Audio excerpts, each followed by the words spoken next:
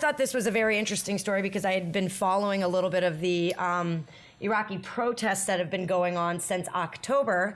And that is actually turning out to be one of the big casualties largely in this U.S.-Iranian conflict going on right now.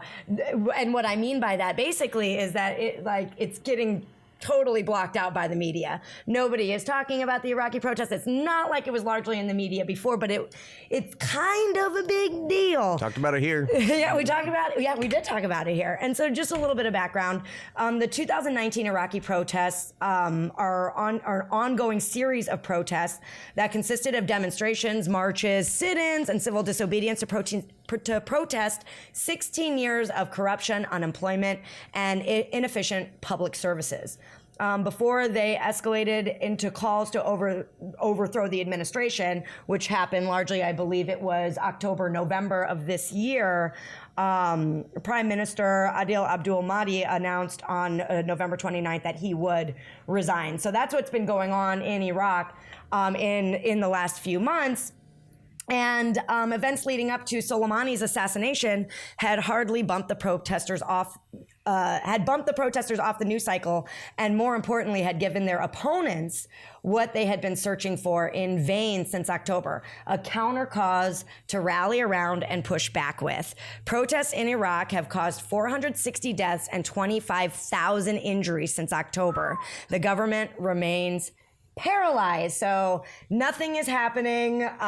They attempted to get a new government in just recently. They failed miserably. Not only has the recent crisis enabled a shift in the narrative away from the protest movement, but the Iraqi political classes have now been presented with a more immediate set of issues that will likely see them prioritizing the placation of Iran over the placation of the protesters. For example, the populist messaging of Shia cleric, who leads one of the largest political blocs in parliament, has clearly shifted away from its previous focus on the protests and the need for reform toward anti-American sentiment following the assassination of Soleimani.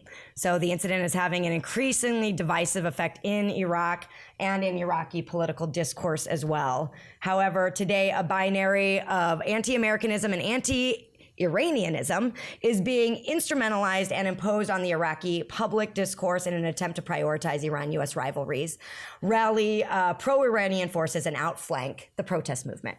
So yeah, I was just getting vibes of like the Cold War when like Europe really felt like, oh, come on, when they're in between the Soviet Union and America, and they're like, oh, we're going to be the first ones nuked if it happens, aren't we? And I feel like Iraq is kind of like, great, we have Iran over here, we got America over here. We're stuck in the middle. No one cares that we're killing 400 protesters, you said? Yeah, absolutely. That 460 deaths and 25,000 injuries. That's crazy. Yeah. That's not reported. That's crazy. And America's like, we're going to talk about Trump's latest tweets over here. Yeah, that's what we got to focus on. So, yeah, this is, again... Oh, and they stand to lose so much more now that they're in the center of all of this. I'm really heartbreaking for talk people. about a country that's been war-torn for the better part of the last 2 decades.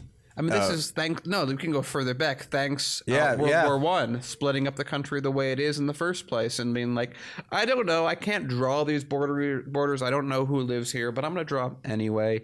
And Saddam put this cork on it with his repression the entire time.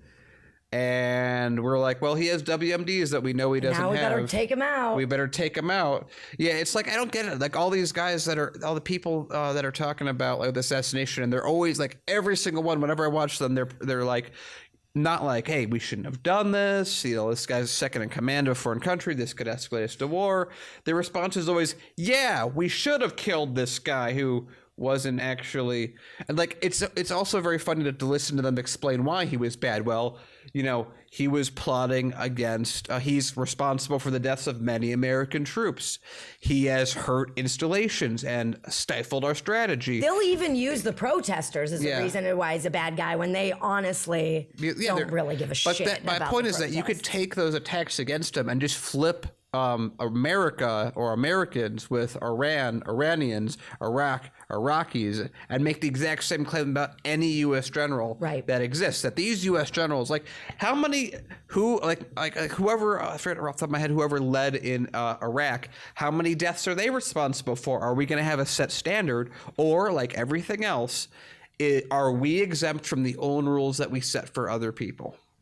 I mean, yeah, that's what we would like. We would like to be exempt from all the I was going to international say rules. the answer is yes. We are exempt from those rules. That's right? kind of how we've been operating. So DCA Punk, John Hodges, friend of the show, tweeted this at me from Yo Pasta, Craig from Convo Couch. He said, it's kind of genius if you think about it. Remove Saddam Hussein, a Sunni leader in a predominantly Shia nation. Then when Iraq is led by Shias, the U.S. and Israel can claim it's Iran causing problems, even though they're Iraqi, and keep us in a constant state of war.